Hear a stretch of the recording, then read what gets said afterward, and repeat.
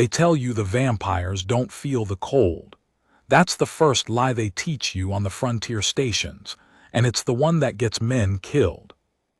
I found that out on a rock called Meridian 9, the night I gave my thermal cloak to a creature that could have opened my throat with 2 fingers.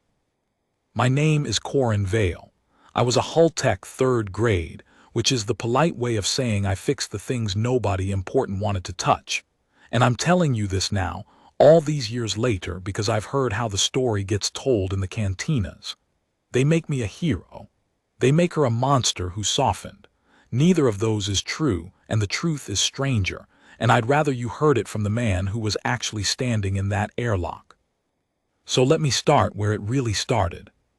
Not with the child, with the snow that shouldn't have existed. Meridian 9 wasn't supposed to have weather. It was a mining anchor, one of 40-odd artificial worldlets the Combine had bolted onto a dead asteroid belt out past the Threll Reach. Picture a chunk of iron or the size of a small moon, wrapped in a lattice of habitat rings and orcranes and heat exchangers the size of cathedrals. No sky, no sun you could name, just the black outside and the orange industrial haze inside, humming 26 hours a day. But the domes generated their own microclimate, and when the humidity scrubbers glitched, which was often, because the Combine bought their scrubbers from the lowest bidder, you'd get condensation. And when the condensation hit the cold zones near the outer locks, you'd get frost.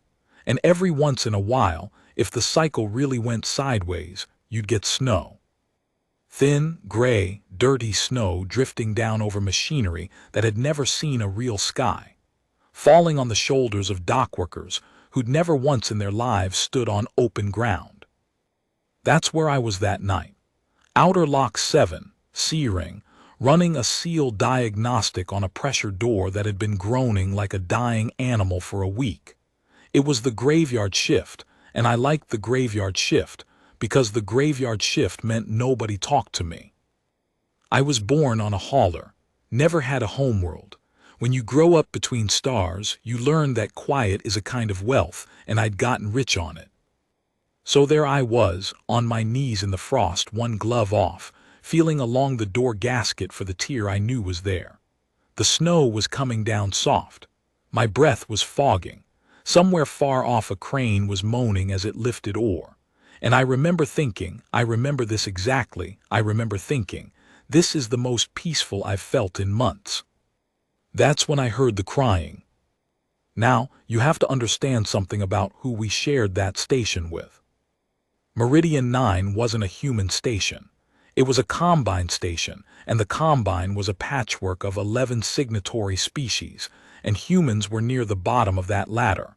We were the new blood, 200 and some years off our own dirt, and to most of the older species we were still a curiosity at best, muscle at worst.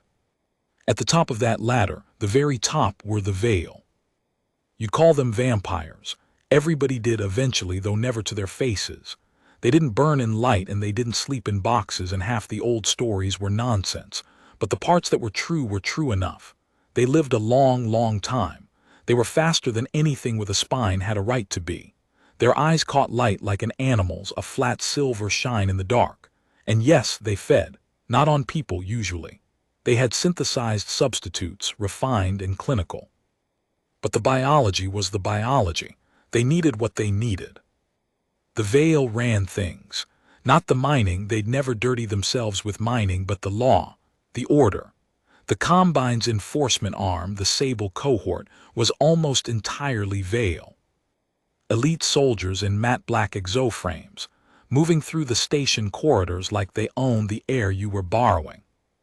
We were terrified of them, all of us, and with reason. I'd seen a Vale officer break a Threlkin dockmaster's arm for a scheduling error, slow and precise, watching the man's face the whole time to see how much it cost him. So when I heard crying in the frost of Outer Lock 7, and I turned, and I saw what was making it, my whole body went cold in a way the snow had nothing to do with. It was a Vale child. She couldn't have been more than 8 or 9 in human terms. Small. Hair so black it looked wet. She was wearing the pale gray shift they put orphans in. I didn't know that then, I learned it later, and she had no coat, no thermal, nothing. Just that thin cloth, and her bare feet on the frost-slicked deck plating, and she was shaking so hard I could hear her teeth. And her eyes, those flat silver eyes catching the work lights, wide, terrified, looking at me. My first thought, and I'm ashamed of it, but I promised you the truth, my first thought was run. Because I knew the rule. Every human on that station knew the rule. You did not touch a veil. You did not approach a veil. You did not so much as raise your voice near a veil, because their courts had jurisdiction over us, and their idea of justice was not our idea of justice. And a veiled child alone in the cold zone, at 3 in the morning, with a human standing over her. If someone found us like that, they wouldn't ask questions. There was no version of that scene where I walked away breathing. I actually took a step back, toward the door, toward getting the hell out of there and pretending I'd seen nothing. And then the kid coughed. It was a wet, awful, rattling little cough, the kind that comes from deep in a chest that's giving up, and she folded over herself when it hit her, and she made this small sound. Not a scream, just a small, hopeless sound. The sound of a thing that has stopped expecting help. I've heard that sound since, from grown men in blown-out escape pods. I've heard it from myself once on the worst night of my life. It's a specific sound. It's the sound of giving up. And I found out something about myself in that airlock, in the dirty snow, that I hadn't known before. I couldn't walk away from that sound, not for anyone's rules, not to save my own neck. I just couldn't. So I did the stupidest thing I have ever done. I took off my cloak. My thermal cloak was Combine issue, 3rd grade, and it was the single most valuable thing I owned. Cost me 2 months hazard pay. It was rated for vacuum-adjacent work, self-heating, and on that station where the cold zones could kill you slow, it was the difference between a bad shift and a dead one. I crouched down slow, so slow, hands where she could see them, the way you'd approach a frightened animal, and I held it out. She flinched back like I'd swung at her. I stopped, stayed low, didn't move. "Hey," I said quiet, "hey, it's okay. I'm not going to hurt you." She didn't understand me, probably. Veiled children weren't taught trade until later, but tone crosses everything. Every species that raises its young raises them on tone. She heard something in my voice and she went still, and those silver eyes tracked from my face to my hands to the cloak and back again. "You're cold," I said. "I know you're cold. Look, it's warm, feel it." I laid the cloak down on the deck between us, still crackling with its heat elements, and I pushed it toward her a few inches and then took my hand back. She stared at it. She stared at me.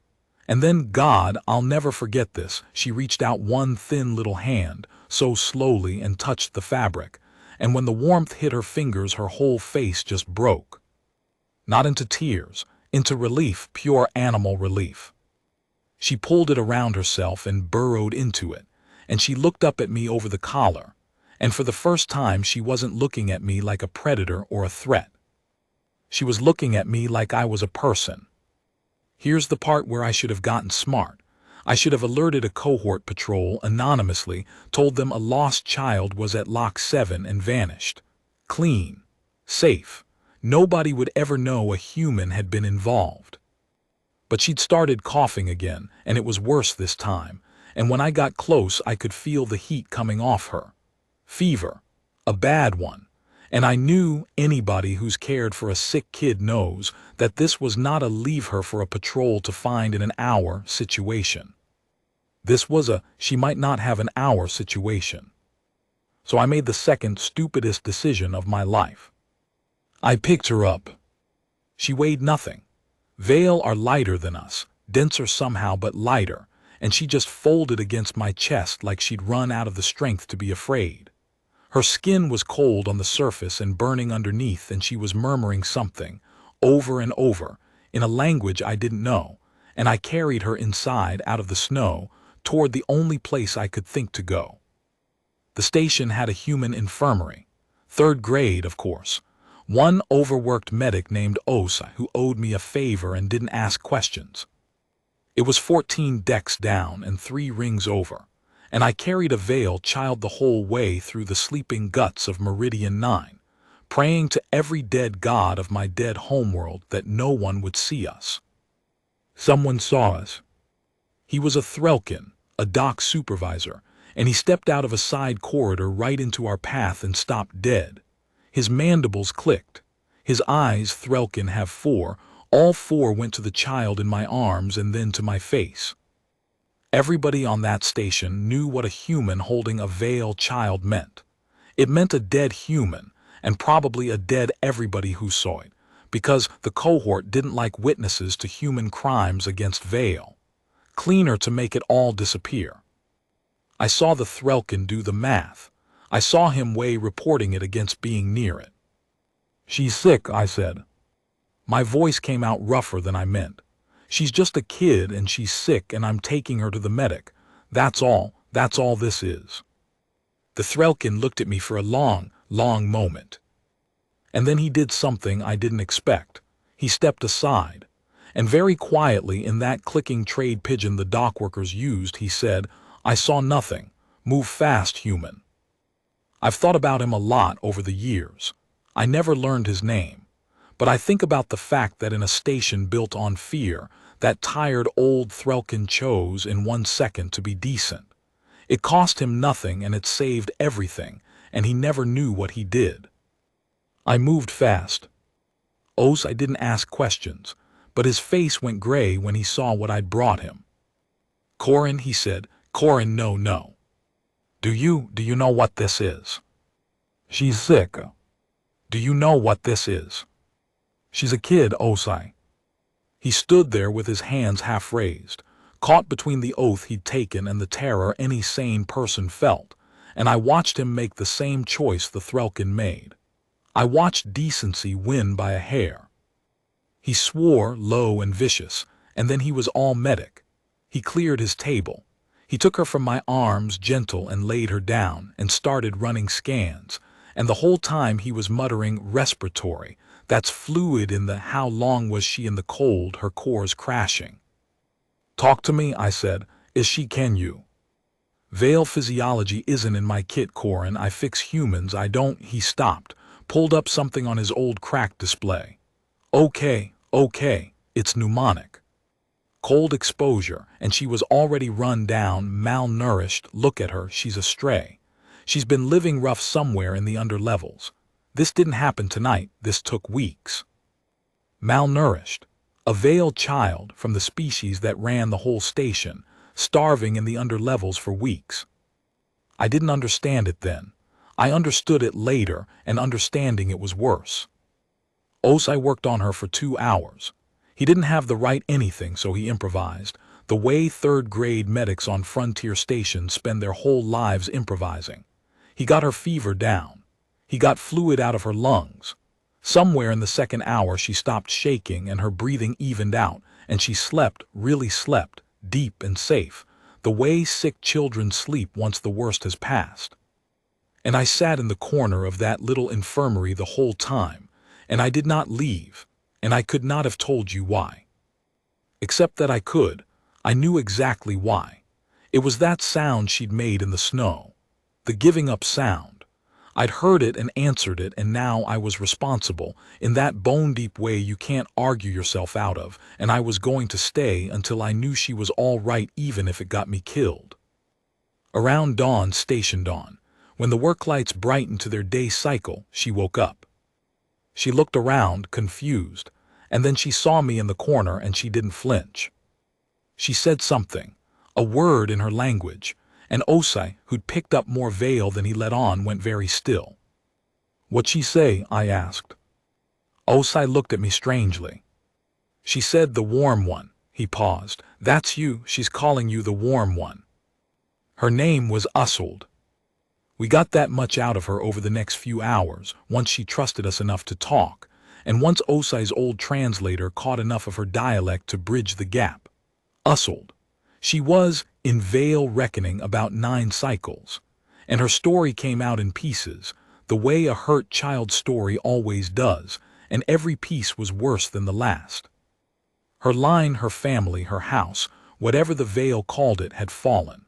Vale society was old and vicious in ways we barely understood, all of it wrapped in blood lineage and inherited status, and Ussold's line had lost some ancient feud.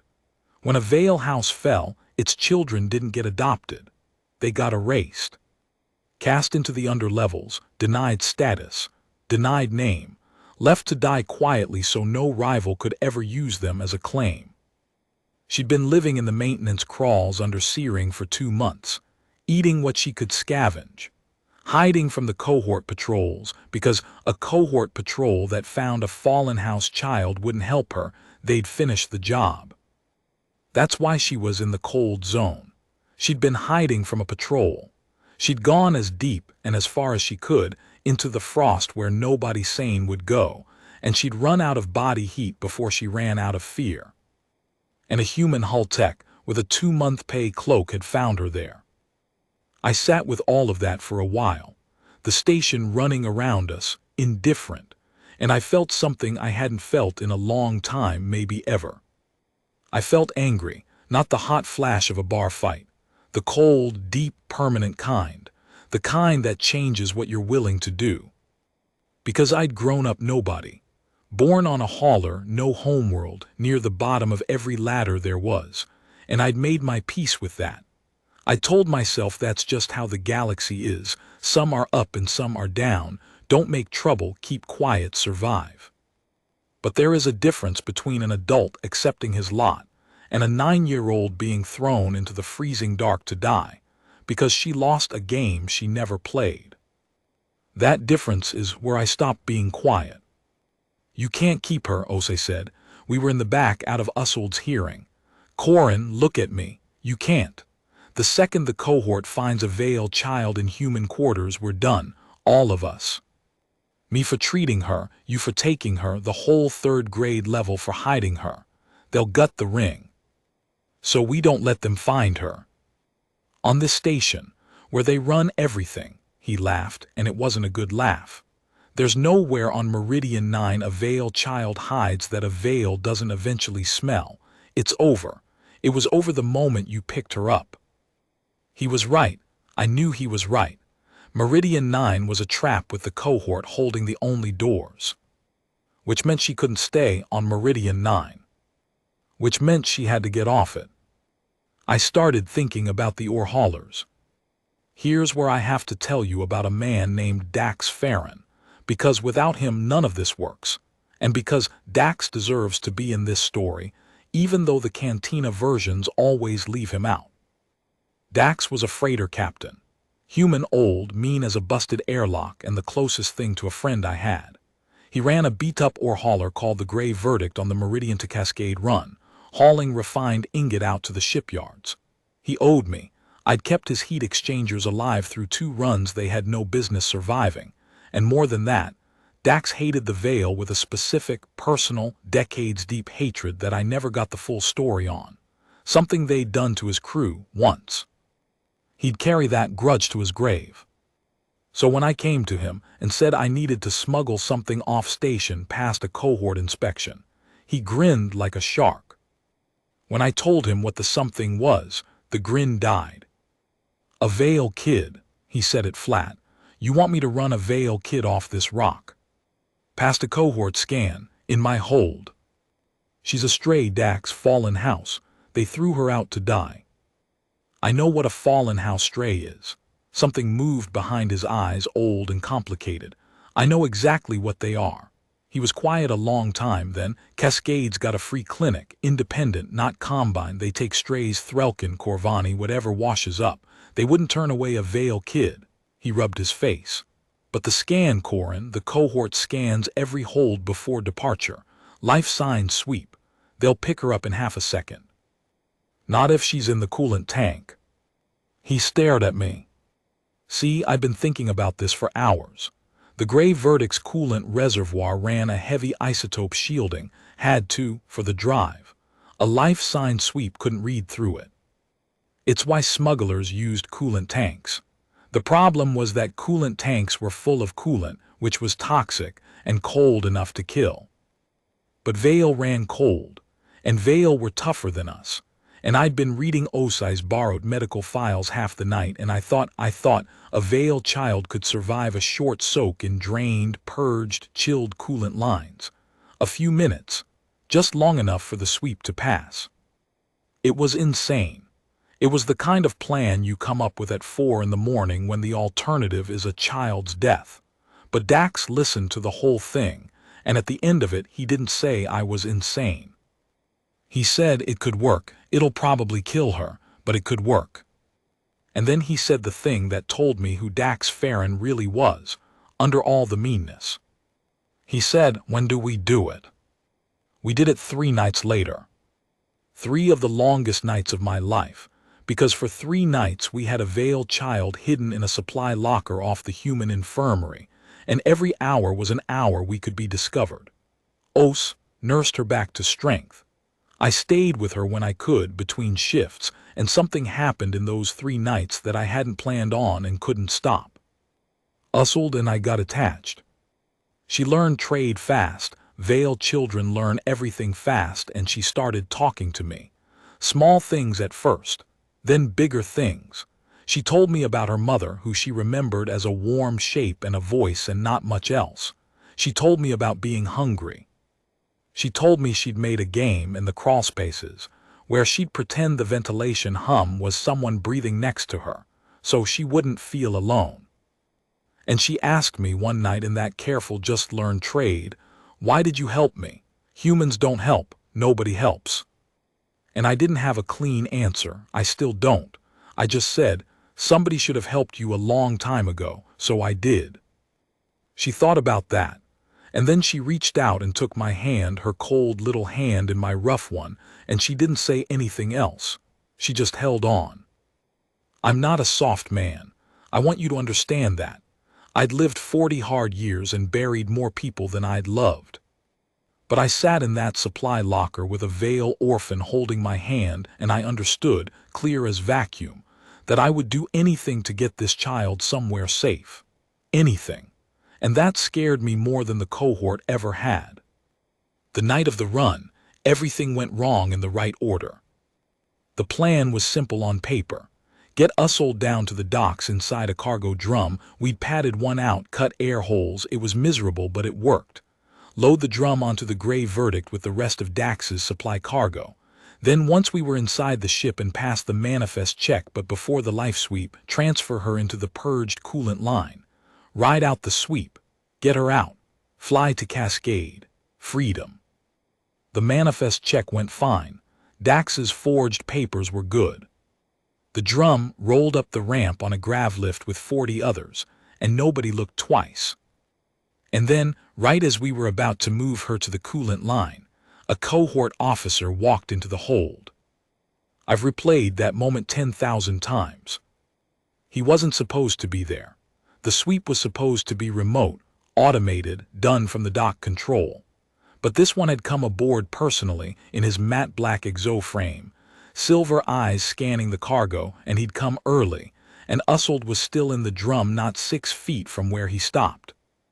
I was standing by the coolant access. Dax was up top, and this Vale officer just stood there, reading the hold. And I watched his head turn, slow, toward the drum where a Vale child was holding her breath, and I knew he could smell her. They could always smell their own. And I knew that in about 2 seconds this was going to become the last 2 seconds of my life. So I did the only thing left. I made noise.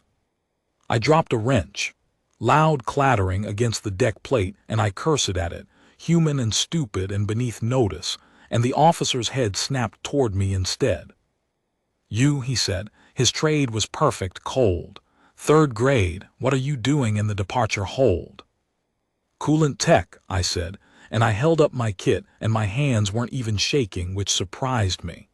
"Drives flagging a pressure fault. Captain wants it cleared before departure or we lose the window." He looked at me. Those flat silver eyes. And I understood, standing there, exactly how a mouse feels under a hawk. Every instinct I had screamed to look away, to submit, to make myself small, because that's what everyone did under those eyes. That's what the whole station had trained us to do. I didn't look away. I don't know why.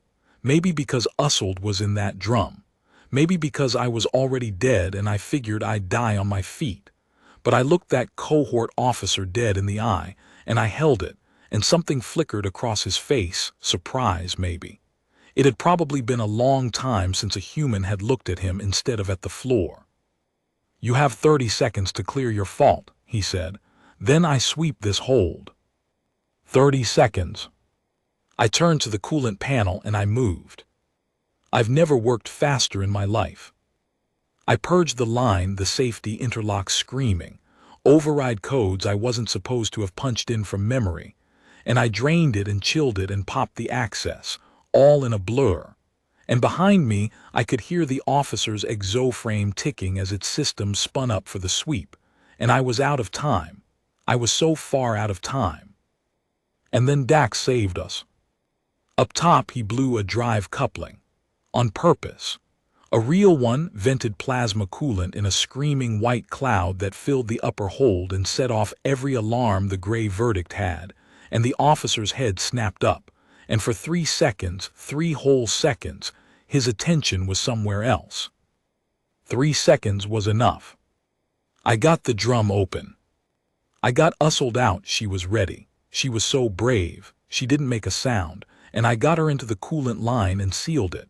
Her silver eyes on mine the whole time, trusting me completely, right up until the hatch closed over her face. And then I stood up, covered in coolant frost, and turned around, and the officer was looking at me through the venting steam. He ran his sweep. I watched the readout on his frame. I watched it scan the hold, life sign by life sign, Dax up top, me, the dock crew outside, and the coolant tank reading cold, reading dead, reading nothing at all. Nothing at all. "Fault cleared," he said. "Fault cleared," I said. He looked at me one more time, long, and I will go to my grave believing that he knew, not for certain maybe.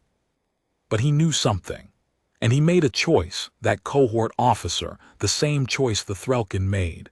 The same choice I made, a small quiet decision to look the other way because he turned, and he walked down the ramp and he cleared us for departure. I never learned why. Maybe he had his own dead house somewhere in his past. Maybe even the cohort had men in it who were tired of erasing children. I'll never know. But the gray verdict flew that night, and Ussold was on it. I got her out of the coolant line the second we cleared the station's scan perimeter, and she was blue and shaking and half frozen and alive, gasping, coughing, gripping my jacket with both hands. And I held that child in the freezing hold of a beat-up ore hauler, and I felt something in my chest I did not have a word for. Dax found us like that. He looked down at the two of us, coolant-soaked and shaking, and his mean old face did something complicated, and all he said was, "Cascade's 20 hours out. Get her warm." We got her warm. And for 20 hours in the belly of that hauler I had a family. The strangest family in the galaxy, a hull tech, a mean old captain, and a Vale orphan, but a family, real as anything I'd ever known. Ussold slept curled against me most of the way. When she was awake, she asked Dax 1,000 questions, and he answered every one, gruff and patient, and I saw the ice in that old man start to crack. I thought that was the end of it. I thought I'd deliver her to the Cascade Clinic and say goodbye, and go back to my quiet life, and carry the memory of the one good thing I'd ever done. I was wrong about how it ended. I was wrong about almost everything. Because I hadn't asked the one question I should have asked. I'd been so focused on saving her that I never once wondered. If Ussold's whole house was erased, if every last member was cast out to die, then how did I know there wasn't one left? We reached Cascade Station on a gray shift, and the clinic was everything Dax promised. Independent, kind, run by an old Corvani doctor who took one look at Ussold and gathered her up like she'd been waiting for her. The goodbye was hard, harder than I'd braced for.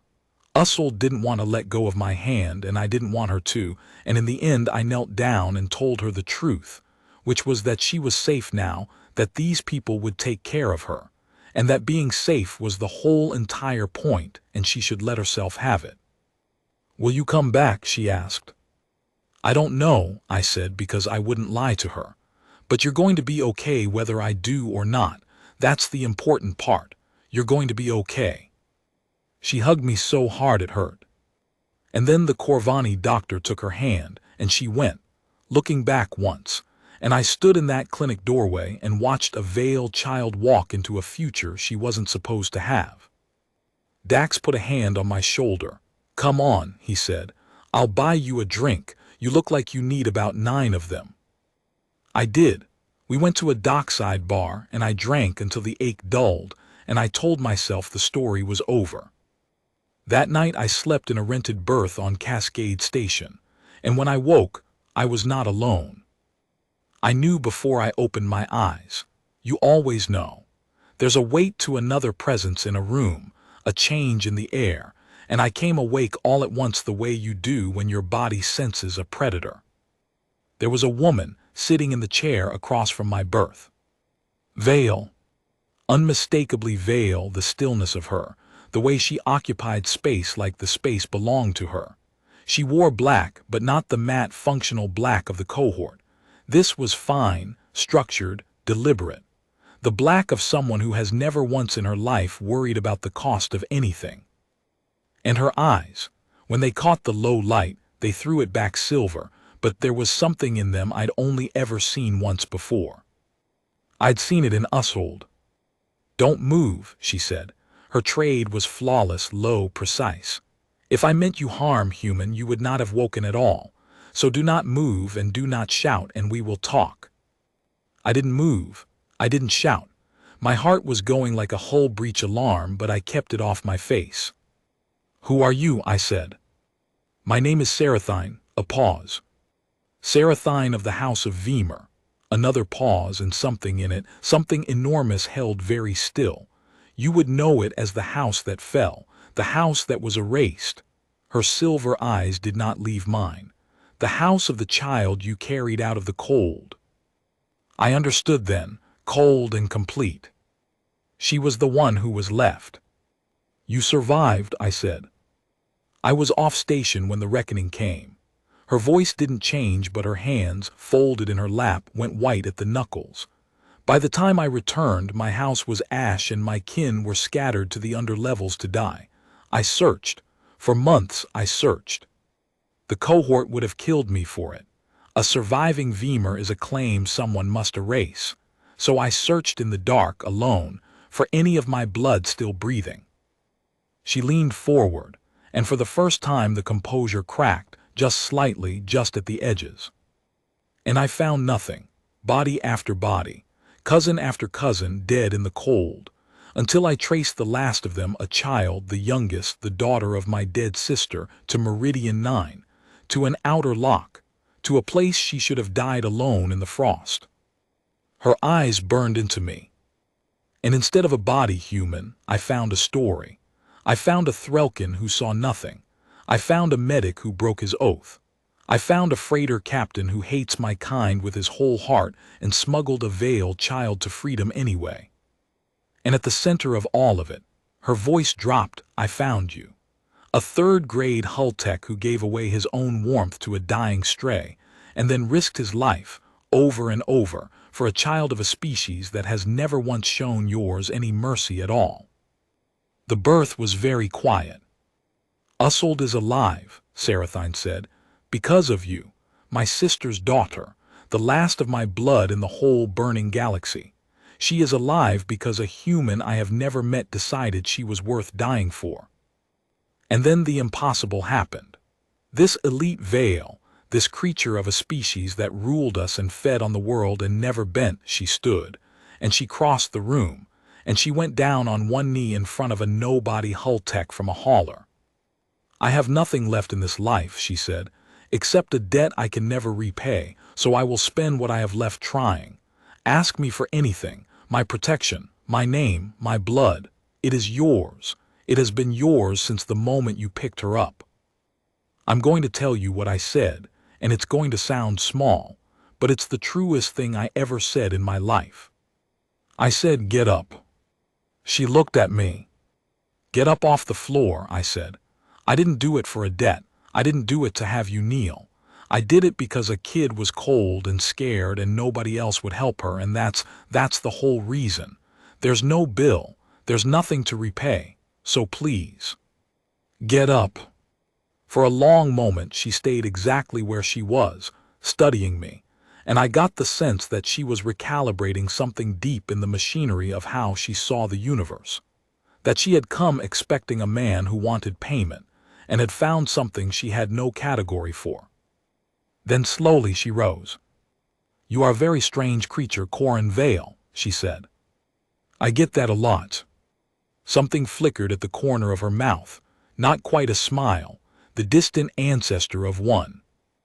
Usold asks for you, she said, constantly, the warm one, she will not stop. A pause. I did not come only to thank you, I came to ask you something, and now that I have met you I am less certain how to ask it, so I will simply ask.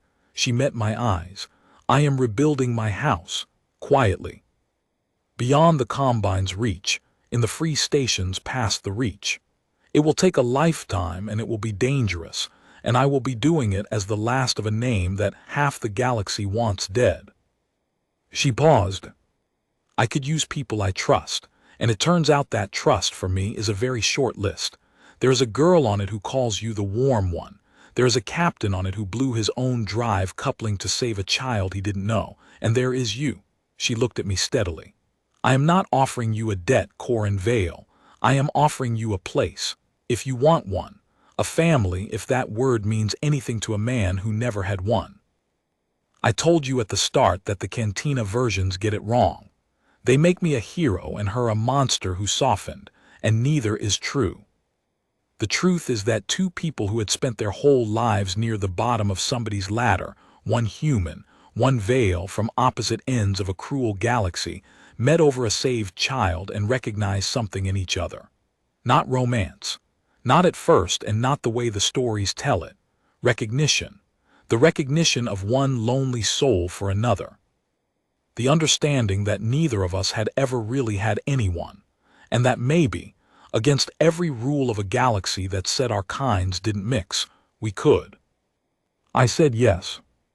Of course I said yes. What did I have on Meridian 9? A quiet berth and a 2-month pay cloak I'd given away.